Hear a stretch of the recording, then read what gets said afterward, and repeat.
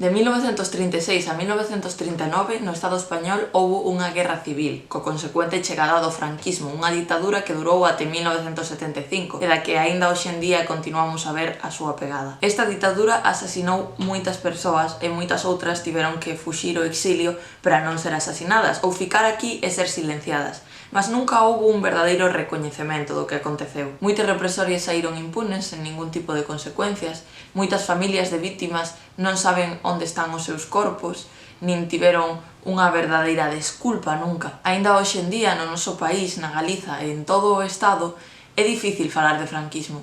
Parece como se houvese unha ferida aberta que no canto de esforzarnos por curar, tapamos. E cando tapamos unha ferida sen esforzarnos por cicatrizala, nunca chega a curar. Os países e a xente en xeral precisamos aprender da nosa historia, para saber de onde vimos, para coñecer a nosa cultura e tamén para non repetir os erros. Entón eu hoxe quero recomendarvos 4 libros para reivindicar esta memoria histórica, para reivindicar saber de onde vimos e para reivindicar que as feridas hai que cicatrizalas. Dentro destes 4 libros vou recomendar 2 ensaios e 2 narrativas máis ou menos ficcionadas, mas partindo de feitos reais, que penso que son moi interesantes e así tamén temos un pouquiño de variedade. O primeiro dos libros é Seique, de Susana Sánchez Arins, publicado na Través Editora.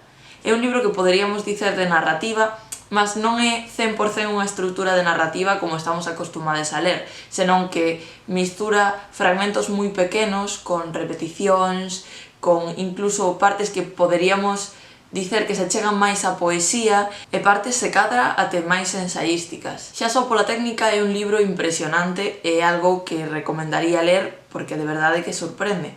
Mas máis aló da técnica, tamén a historia que conta é abraiante e recomendo a moitísimo. A historia trata un pouco sobre o franquismo, mas en contra de como estamos acostumados a velo sempre retratando as vítimas para honrar a súa memoria, decide retratar a historia dun represor franquista.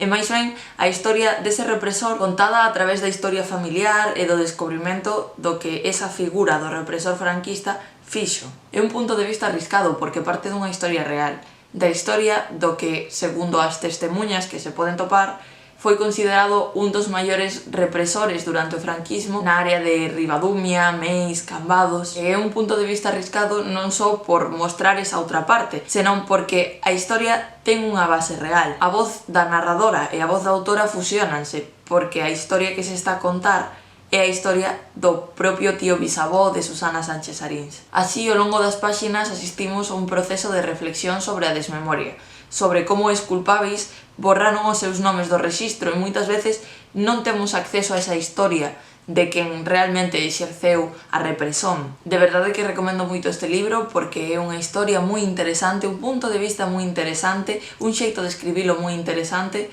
e eu penso que paga moitísimo a pena. E xa que vos acabo de recomendar un libro de máis ou menos narrativa, quero pasar a recomendarvos un ensaio, neste caso Un país a la gallega, Galiza no nodo franquista, de Beatriz Busto Miramontes na Través Editora tamén. Este libro, como o propio título indica, tamén vai un pouco arredor do franquismo, mas é unha visón moi interesante, porque cada vez que reivindicamos todo isto, hai xente que di, mas isto é algo pasado, é algo que xa pasou, xa houbo moitos anos no medio, mellor non lembrar. Pois neste caso a autora analiza como o franquismo deixou moita pegada en nós e como o xeito en que vemos Galiza, as nosas tradicións, realmente está moi modificado polo franquismo e temos certos deixes de franquismo que pensamos que son cousas que simplemente son así, mas que foron modificazóns introducidas polo propio franquismo. Un país a la gallega para min foi un libro que me ensinou moito e me fixo reflexionar moito sobre como moitas ideas que pensamos que son propias ou moitas tradicións que pensamos que foron así sempre, realmente non é tanto como pensamos. Ademais, algo que agradecín moito en canto lía este libro foi que non estaba escrito nunha linguaxe academicista, senón que tentaba facelo máis entretido, ou polo menos máis accesível, que non fose un texto destes que son moi interesantes, mas que ficas dormide ao lelo. Por último, cabe destacar que toda esta análise parte do nodo, o noticiario franquista, e como parte de programas concretos moitas veces do nodo, tamén deixa ligazóns polas que ti podes acceder a eses programas do nodo. É dicer, a medida que che vai falando de certa tradición recollida e manipulada polo franquismo, Tú podes buscar no teu propio computador na casa un nodo concreto onde se ve iso do que están a falar. Xa vos digo que este Un país a la gallega está recomendadísimo e que ides a aprender algo, sexades quen sexades, porque hai un monte de cousas super interesantes aquí. O terceiro dos libros volta a ser narrativa, en este caso narrativa accesível para público xuvenil.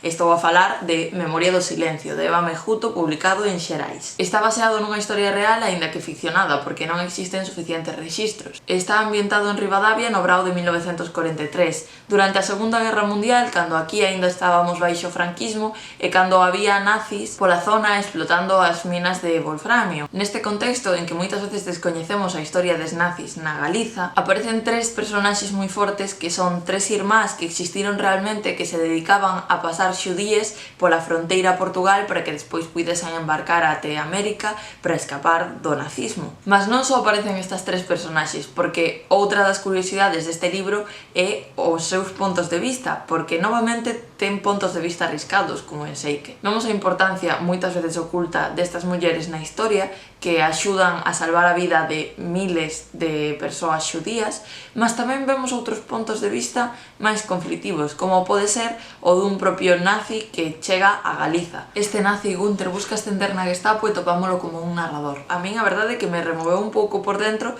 porque non é moi común topar ese ponto de vista que ao final te podes empatizar nalgúnas cousas coa propia personaxe. Tamén hai outras narradoras moi interesantes, e podo adiantarvos que hai algo de representación LGBTI que a máis, mas non quero tampouco darlle moitas voltas, porque é un libro curtiño, xa vos digo, moi rápido de ler, porque é accesível para público xuvenil e que vos recomendo moito, e prefiro que antes que escoitarme a min falar disto, vaiades lelo. O último dos libros volta a ser ensaio, neste caso tamén da Través Editora. Chámase Todas mortas e case esquecidas, 50 persoas que contribuíran para facer a Galiza como é. É un libro colectivo feito por varias persoas e pareceme unha proposta moi interesante, que ademais é un libro que acaba de sacar hai nada a Través Editora. Este ensaio non vai en concreto sobre o franquismo, nin sobre a Guerra Mundial, senón que presenta 50 persoas de diversos períodos, de diversos pensamentos, correntes, que fixeron que hoxe entendamos a Galiza tal e como entendemos. Como vos imaginades, o ser 50 persoas neste libro, que non é relativamente demasiado grande, cada unha ten un espazo pequeno.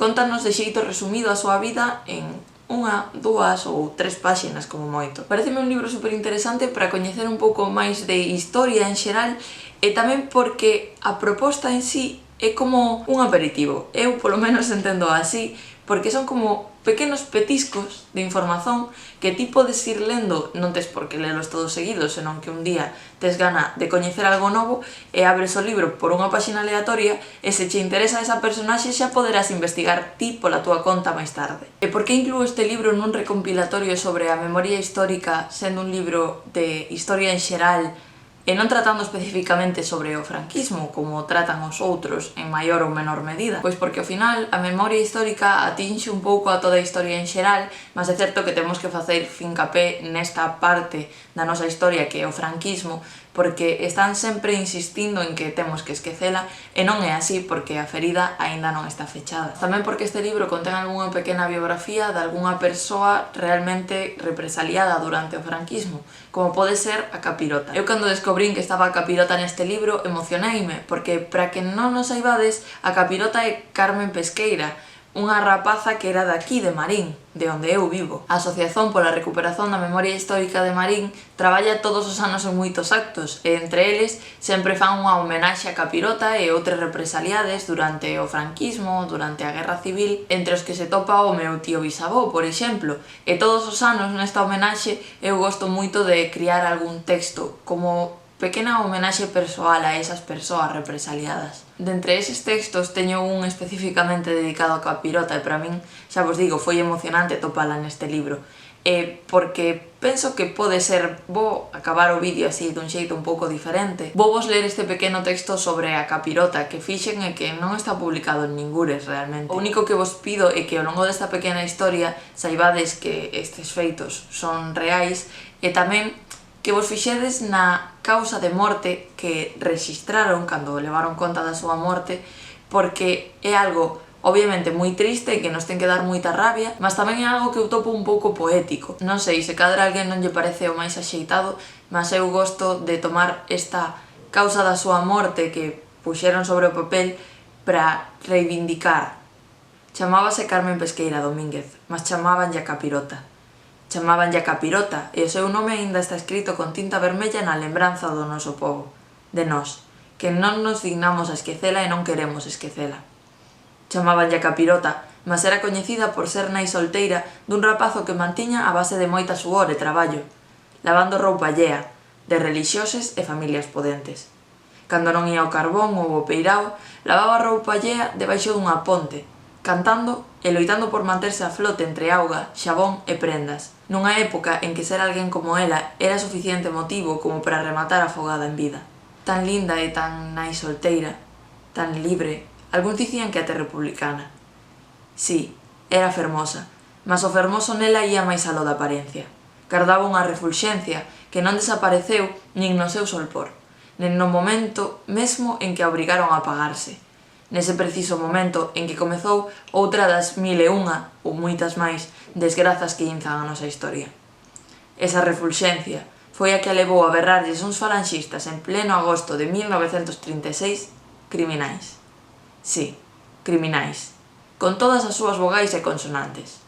Sí, criminais porque estaban a mallar nun home no medio e medio da naquel momento deserta Rúa da Ponte. Berróullelo coa súa voz de muller, de nai solteira, e sobre todo de persoa que defendía os dereitos des humildes.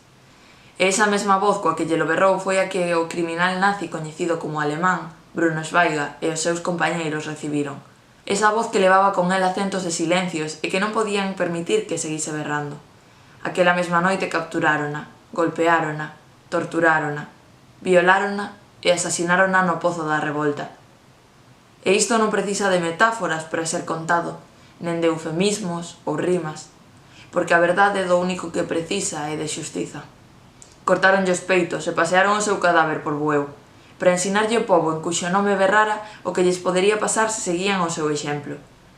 Remataron tirándoa nunha rúa, abandonando o seu inerte corpo, que continuaba a ser, agora dolosamente, fermoso. Fermoso porque berraba nun obrigado silencio que un futuro distinto era posíbel, a pesar de ser a imaxe dunha negazón absoluta deste. Fermoso porque os falanxistas non estiveron moi trabucados ao deixar constancia da causa da súa morte, causa que aínda nos hoxe levamos en riba cada vez que lembramos. Morta a causa dunha ferida no corazón. Se chegastes até aquí, moitas grazas, un saúdo, e gostaría moito nesta ocasión que me deixasedes nos comentarios se gostades de vídeos así, como sempre, porque está ben ter un pouco de feedback sobre as vosas opinións e tamén porque ao final é un vídeo un pouco diferente, nunca recomendara 4 libros nun mesmo vídeo e non sei se é mellor ou peor. Tamén vos deixo por aquí, como sempre, un circuliño para que vos suscribades, porque cada vez somos máis persoas, e tamén un pequeno vídeo, outro vídeo que pode ser do voso gosto no canal. Dito isto, como dixen antes, os comentarios sempre axudan a medrar, e sobre todo quero agradecervos cada vez que me deixades un dicindo «Buah, que lín este libro que recomendache, gostei moito», ou «non gostei», ou «esta parte non me acabou de convencer», porque de verdade que non sabedes o feliz que me facedes. Un saúdo e moitas grazas.